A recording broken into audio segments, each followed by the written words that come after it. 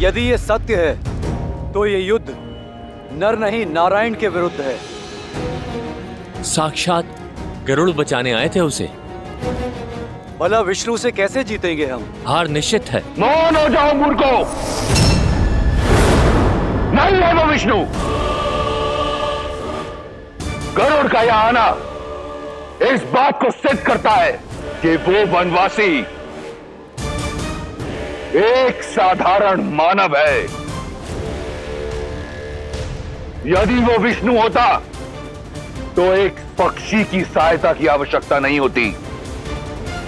इस कायर शार्दुल ने कहा और तुम सब ने मान लिया।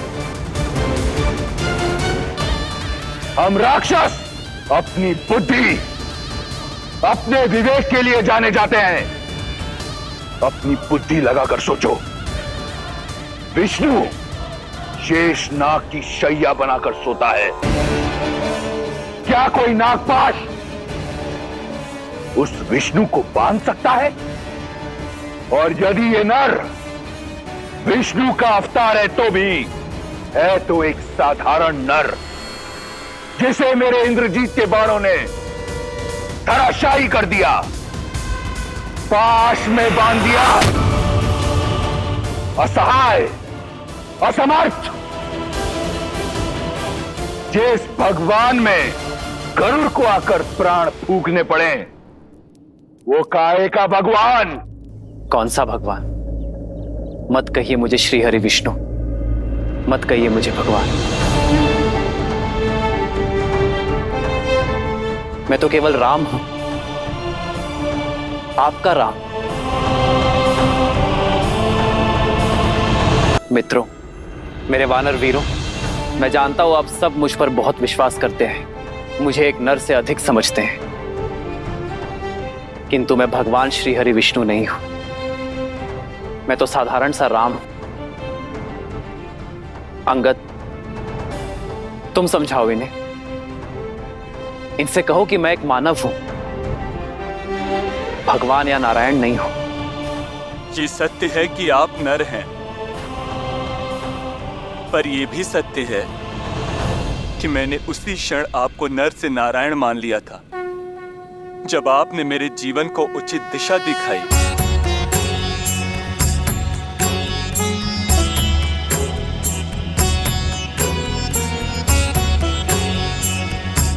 एक कैसा विचित्र भाव है। विभीषण, आप समझाइए इन्हें, कहिए कि मैं कौन हूं, इनसे कहिए कि मैं केवल एक नर हूं। प्रभु, एक भक्त क्या जानेगा भगवान की लीला, और मैं इन्हें वो करने से कैसे मना करूं जो स्वयं मेरी आत्मा मानती है प्रभु। और मैंने तो आपको उसी दिन से ईश्वर मान लिया था जिस दिन आपने मुझे अपनी शरण में लिया था प्रभु।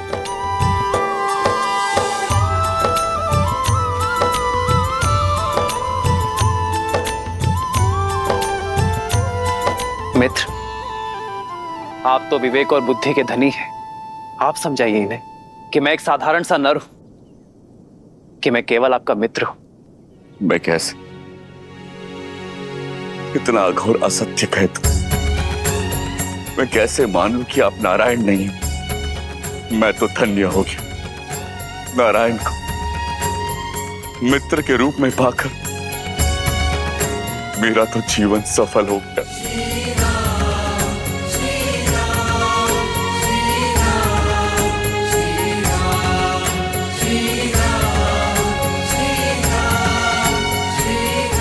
प्रभु, आज सत्य हम सबके सामने आ गया है श्री राम, कि आप ही विष्णु हैं। हम सब धन्य हो गए प्रभु, अपने ईश्वर के लिए शस्त्र उठाया है हम सब ने।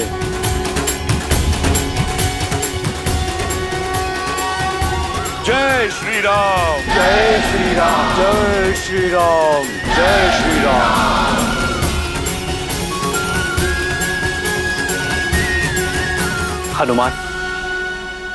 हनुमान ये सब भ्रमित हो गए हैं, अवश्य ही किसी माया में फंसे हैं। तुम तो हर माया की काट करने में सक्षम हो। तुम बताओ इन्हें कि मैं कौन हूं।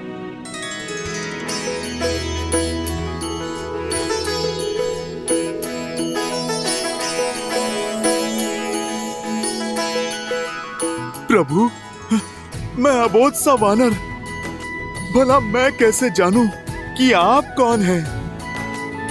मेरे लिए तो आप आरंभ से ही मेरे प्रभु श्री राम थे, प्रभु श्री राम हैं, और आप मेरे भगवान हैं और सदा ही रहेंगे।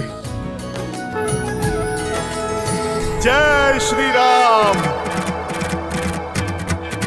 जय जय अविनाशी सकलघटवासी व्यापक परमानंदा अविगत बोधितम चरित पुनीतम माया रहित मुकुंदा।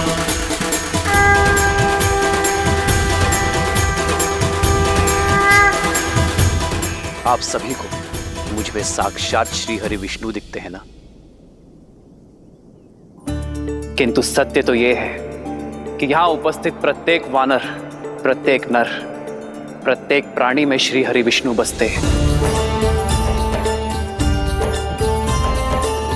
हमारी हर श्वास, हमारे हर कर्म में नारायण है। हमारा भाव धर्म है, तो इसी नाते यदि मैं विष्णु हूं तो आप सब भी विष्णु हैं। आप सब में नारायण है, प्रत्येक नर में नारायण है। तो जगाइए अपने भीतर का नारायण और सर्वनाश कीजिए अधर्म का।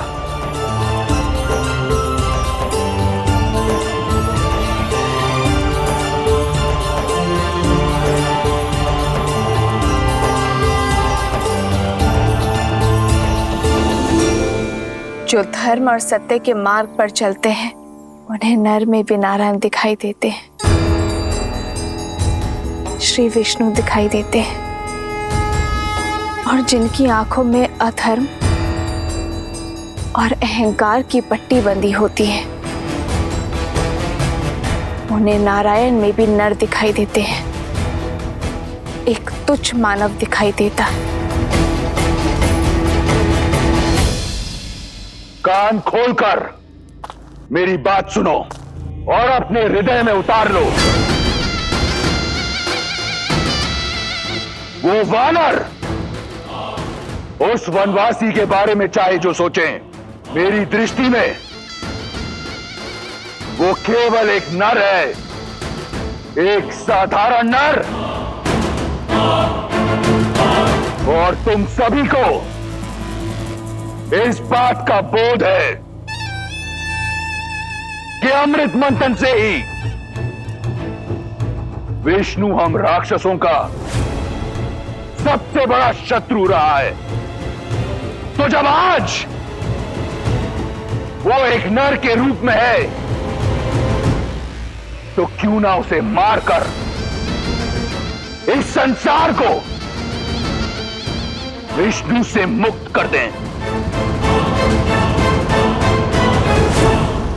वो राम एक साधारण नर और मैं लंकेश दशानन रावण। मेरी ये देह सहस्त्रों वर्षों के तप, युद्ध और वरदान से अजय है, अमर है। इस संसार में कोई मुझे मार नहीं सकता।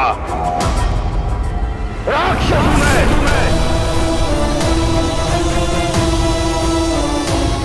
अब बोलो, एक नर के विरुद्ध इस युद्ध में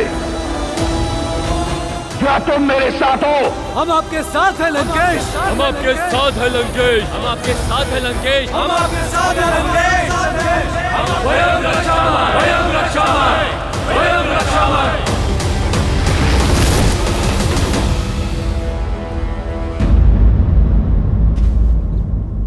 जिन वानरों को वन का वासी और संसार उद्दंडी कहता है, जिनसे सभी संबंध रखने से कतराते हैं, उनमें हरि तो केवल श्री हरि ही देख सकते हैं।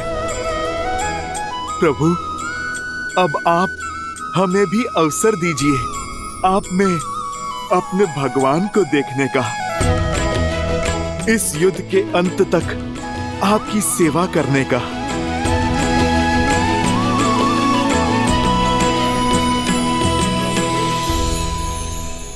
प्रभु श्री राम के भक्तों, उनके सेवकों, समय आ गया है शत्रु को दिखाने का कि ये अतरंगी सेना किसके साथ लड़ रही है और किसके लिए लड़ रही है।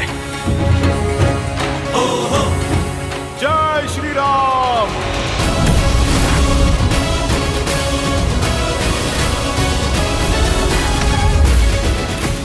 जय श्री राम। जय श्री राम। जय श्री राम। जय श्री राम।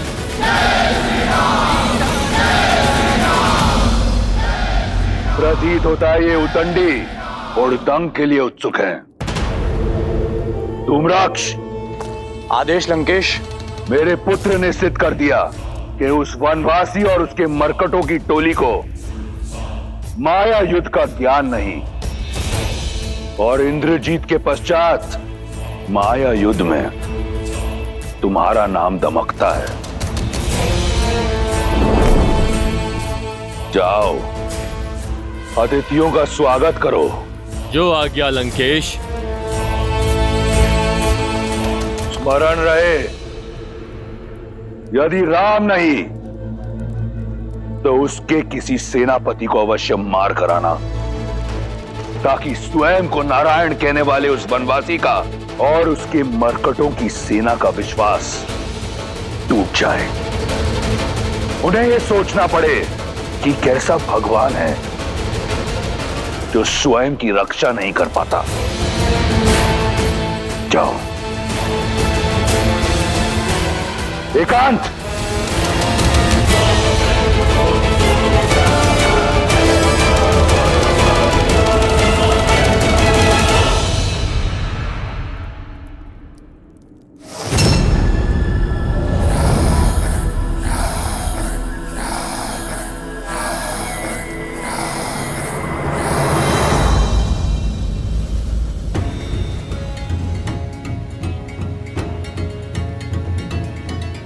प्रभु श्री राम की सेना है, हम एक ही बार में शत्रु को चित कर देंगे। हम भी तो देखें इस बार किस धुरंधर को धराशायी करने के लिए भेजता है लंकेश। जय श्री राम। जय श्री राम। जय श्री राम। जय श्री राम। जय श्री राम। जय श्री राम। हनुमान अवध बिहारी राजा।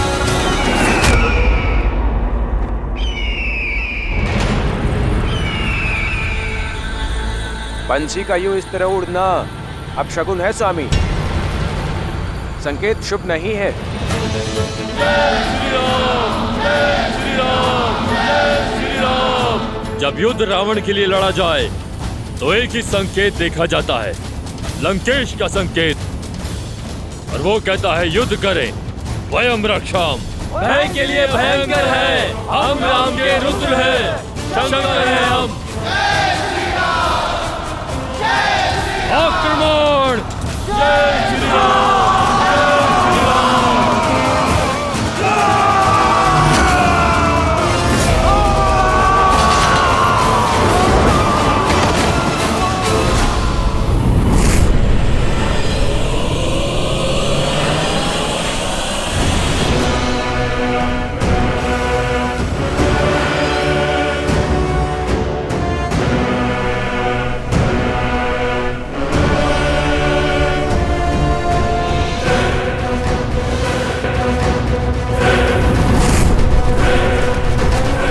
ये तो वही दोनों है ना जिन्होंने राम के लिए सेतु बनाया था। अब इनकी और मृत्यु के बीच का सेतु मेरा ये वाण बनाएगा।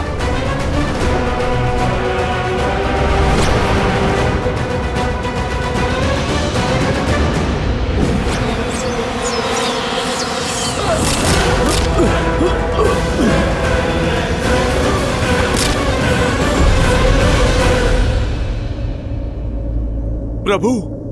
रावण जानता है कि वानर वीर माया युद्ध में कुशल नहीं है,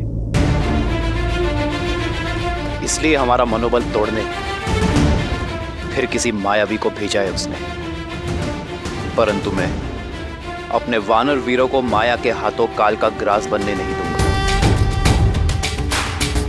प्रभु, वो चाहते हैं कि आप उनके सामने आए। प्रभु, आप मुझे अनुमति दें। राक्षसों को उन्हीं की भाषा में उत्तर देना आपका ये दास सीख गया है प्रभु।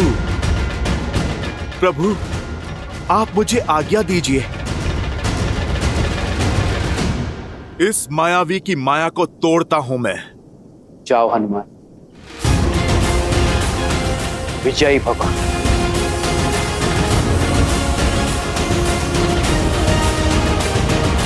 जय श्री राम।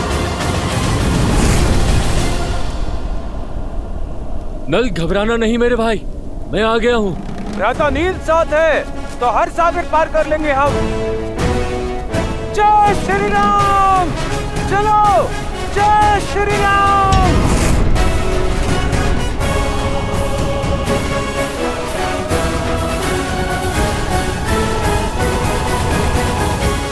यदि राम नहीं तो उसके किसी सेनापति को अवश्य मार कर आना। लंकेश के पास अब खाली हाथ नहीं लौटूंगा मैं।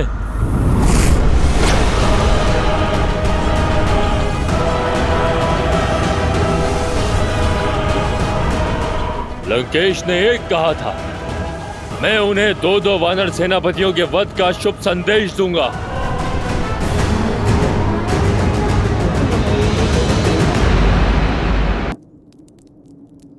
क्या है तुम्हारे मन में? मेरा मानना है कि युद्ध भूमि में धूम्रक्ष अकेला नहीं टिक पाएगा। ये मेरे प्रश्न का उत्तर नहीं।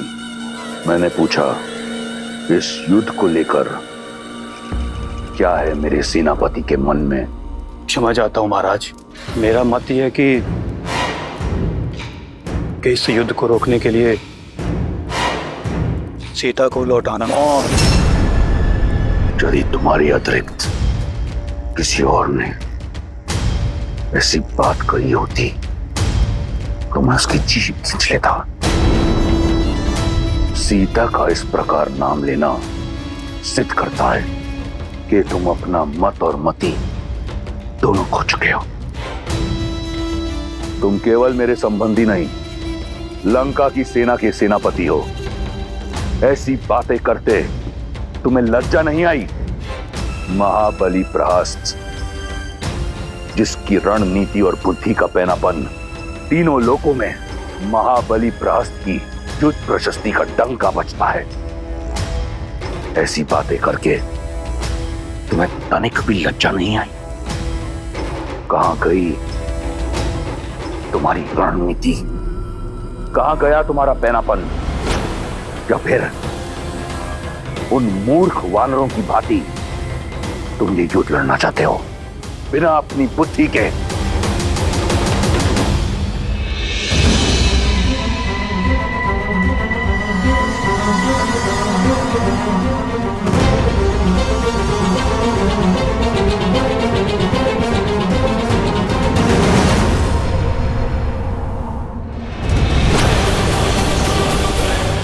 नल, नील, हटो वहां से।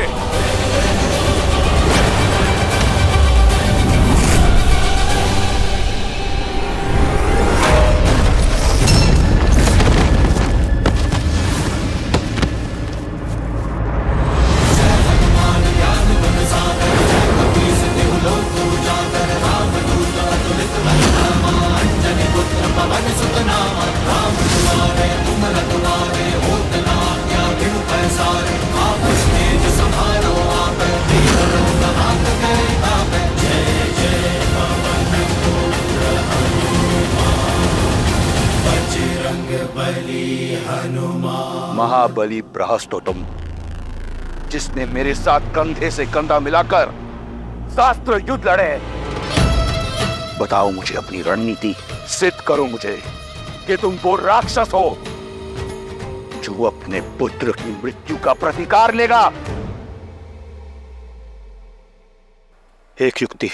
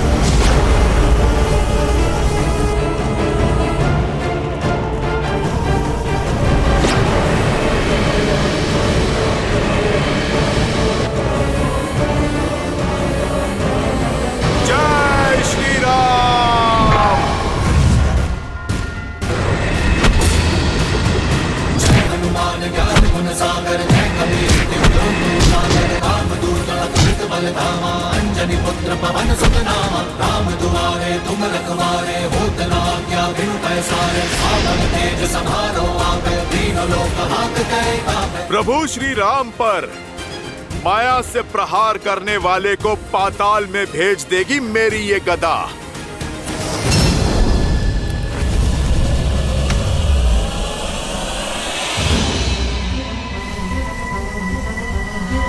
उदंडी मरकट,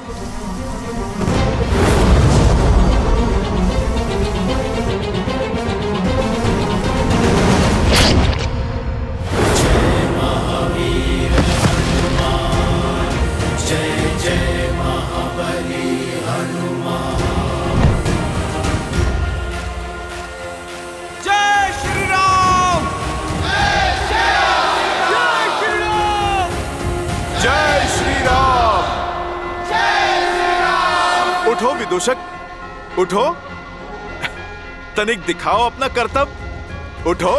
हनुमान काका अब ये नहीं उठेगा। आपकी गदा ने इसे पूरे संसार के चक्कर दिखा दिए। जय श्री राम। जय श्री राम। यदि सीता को लौटाना ही तुम्हारी रणनीति है तो त्याग दो अपना पद और जाओ, एक सैनिक की भांति ये युद्ध लड़ो, या फिर उस कायर विभीषण की भांति गिर जाओ उस सन्यासी के चरणों में, या फिर दिखाओ मुझे कि तुम वही महाबली प्रहस्त हो जिसने मेरे साथ कंधे से कंधा मिलाकर शास्त्र युद्ध लड़े। बताओ मुझे अपनी रणनीति। एक युक्ति, छल से प्रहार।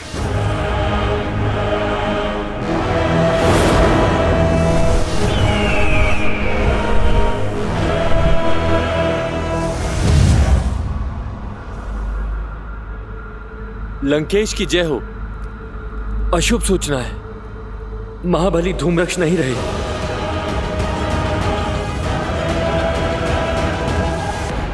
शीघ्र अति शीघ्र मुझे अपनी रणनीति बताओ।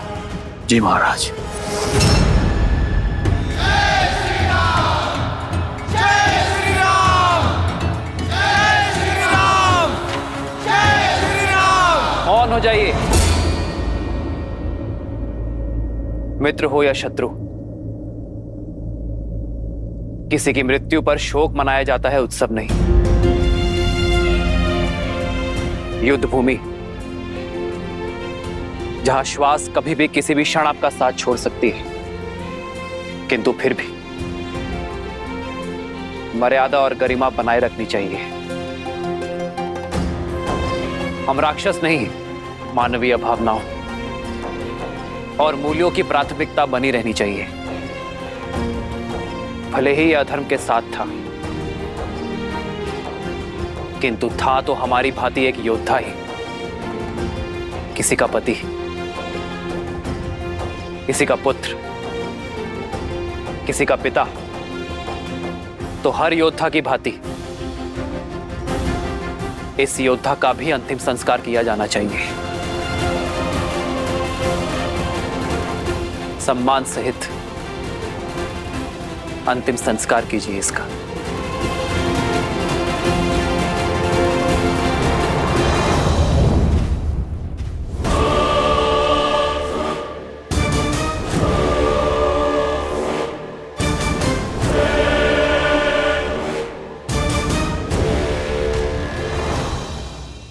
मुझे एक ऐसी रणनीति चाहिए जिससे राम और उसके मरकटों की सेना में इतने शव हों कि उनका अंतिम संस्कार करने के लिए भी कोई ना हो। तो देखिए महाराज,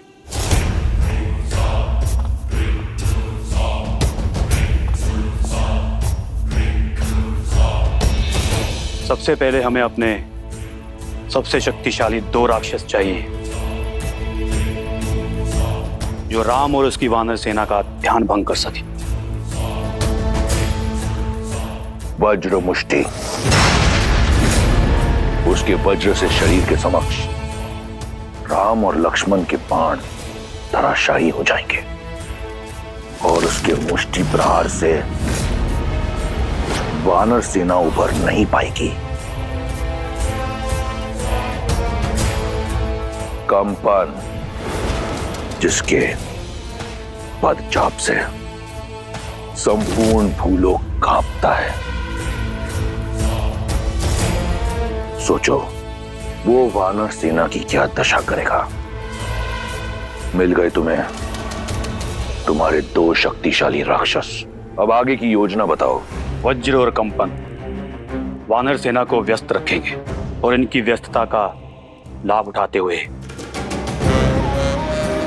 हम महल से वन तक एक सुरंग के माध्यम से युद्ध भूमि के पार जाएंगे। यहां राम के शिविर के पास प्रकट होंगे। यहां से आपकी सेना आगे से वार करेगी और उन्हें भ्रमित करेगी कि वो जीत रहे हैं, और वहां मैं संसार के सबसे भयावह राक्षसों के साथ पीछे से उनका संहार करूंगा। अद्भुत, जाओ कर दो उनका संहार। ले लो अपने पुत्र की मृत्यु का प्रतिशोध। मैं यहां दुर्ग से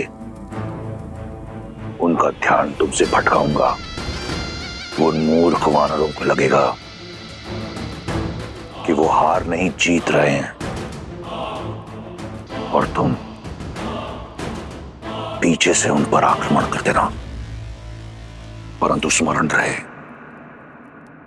तुम्हें यह कार्य अत्यंत चपलता से करना होगा। जी महाराज।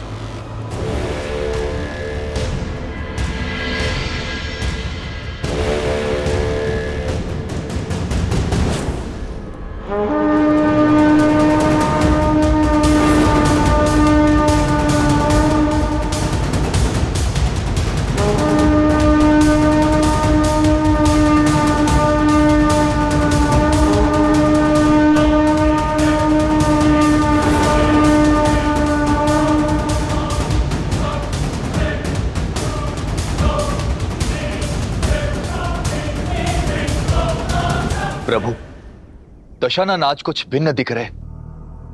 ज्ञात होता है कई खोए हैं। खोए नहीं, संजोए हुए हैं रावण। इस बार राक्षस नई रणनीति के साथ उतरे हैं। तो हम भी सज्ज हैं।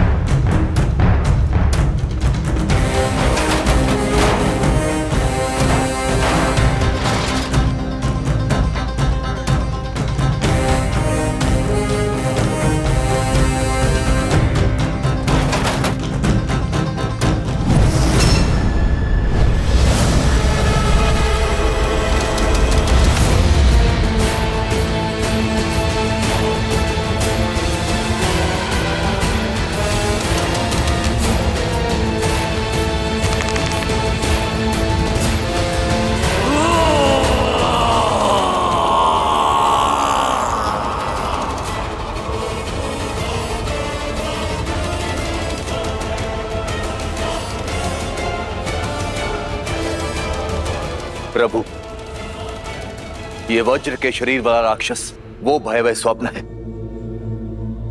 जो अपने एक ही वार में कई कोटि शत्रुओं का काल बन सकता है।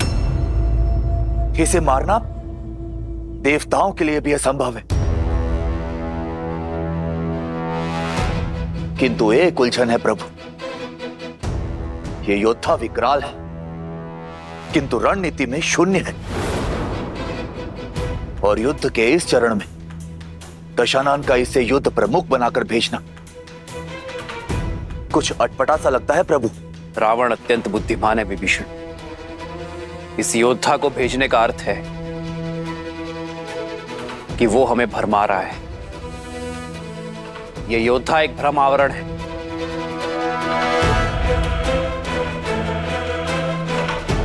रावण की रणनीति कुछ और है। महाराज की जय हो। सेनापति प्रहस्त और उनकी सेना सुरंग में प्रवेश कर चुकी है। लंकेश, लंका के वीरों, बहुत हुआ अब तक का खेल। क्या तुम्हारी जीवा उन वानरों का रक्त पीने के लिए उत्सुक नहीं है? क्या तुम्हारे अस्त्र उनका संहार करना नहीं चाहते? क्या हम राक्षस उन वानरों को कुचलने में सक्षम नहीं हैं?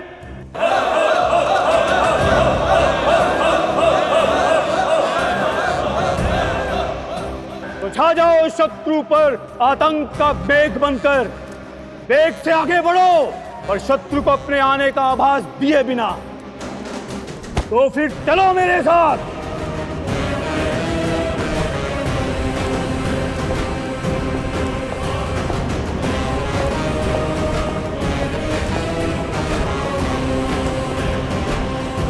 वयं रक्षामः, वयं रक्षामः, वयं रक्षामः, वयं रक्षामः, वयं रक्षामः।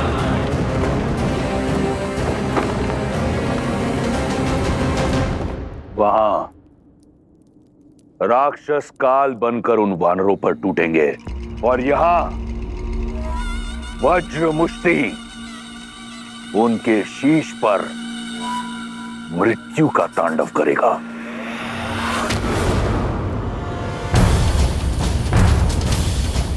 इस ढोल का नाद सामान्य नाद से भिन्न है, अर्थात दशानन कोई नई रणनीति सोच रहा है और इस नाद के माध्यम से अपने योद्धाओं को रणनीति भेज रहा है। जीवित निकल जाओ इन वानरों को। जय लंकेश। वानर वीरों, सतर्क हो जाओ। पराक्रमक भी। हर हर महादेव, हर हर महादेव।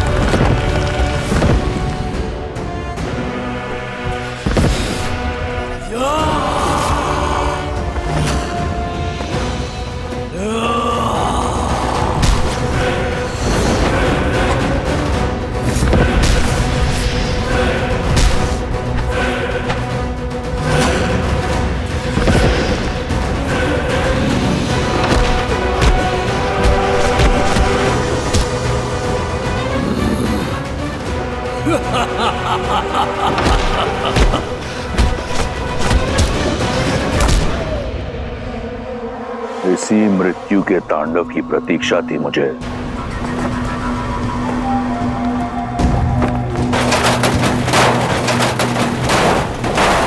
शांत शांत, उठाओ।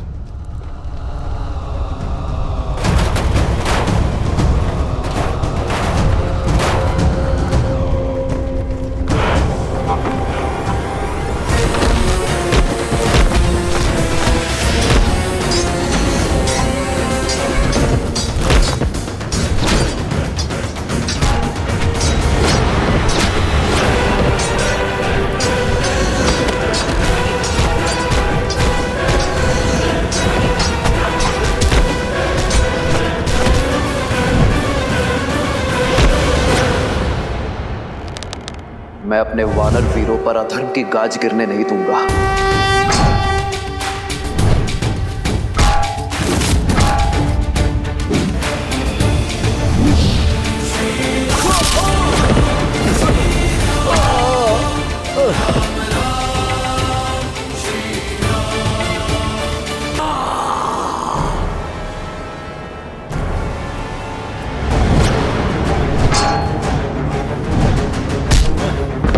सावधान राक्षस!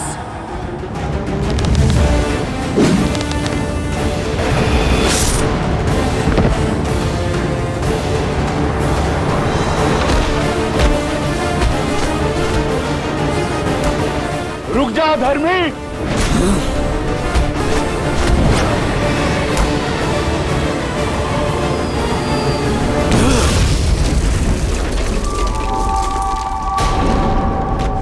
इस चट्टान की भांति आज एक एक वानर की अस्थियों को चकनाचूर कर दूंगा।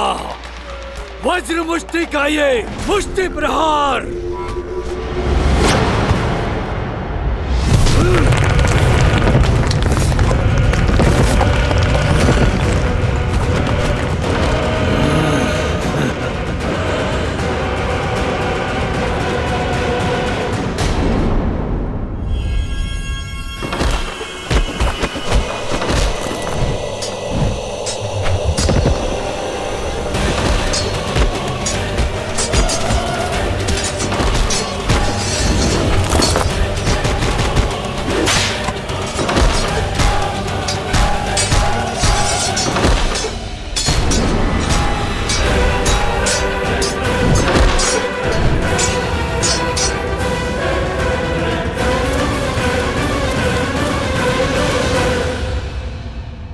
मेरी सेना को कुचलने की बात करता है मूढ़। तनिक इस वानर को मसल कर दिखा तो जानू। सुना था वानर बुद्धिमान होते हैं, पर तुम बुद्धिहीन कैसे इस जाति में जन्मे? मेरी मुष्टि का पराक्रम देखकर भी चले आए काल के मुख में। पराक्रम नहीं, धूर्तता और नीचता देखी तुम्हारी। हथों पर वार करने वाले को निर्बल कहते हैं, शूरवीर नहीं। ये अभी सिद्ध हो जाएगा।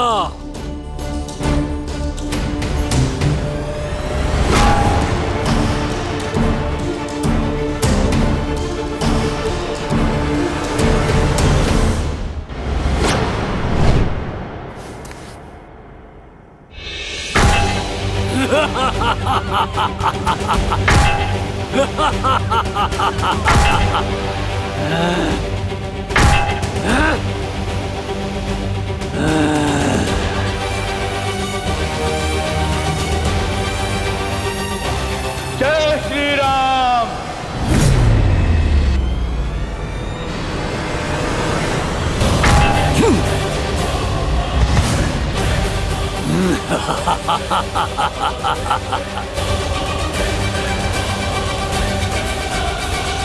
निर्बल कहा था ना मुझे?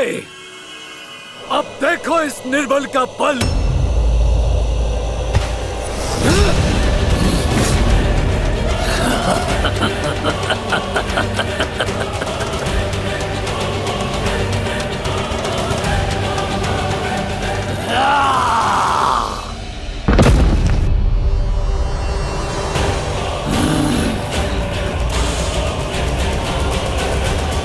जिसने भरी सभा में अपने समक्ष झुकने के लिए सभी को विवश कर दिया, आज देखो उसके पग भी उखड़े जाएंगे। ये तो केवल आरंभ है राम। देखो देखो कैसे तुम्हें भगवान कहकर तुम्हारे चरण छूने वाले इन वानरों को एक एक करके धराशाही करता हूं।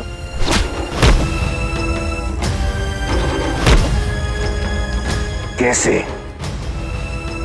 इन वानरों के शव तुम्हारे चरणों में पड़े होंगे, और यही होगा मेरे प्रतिशोध का आरंभ, मेरी बहन के अपमान का, मेरे अक्षय कुमार के वध का।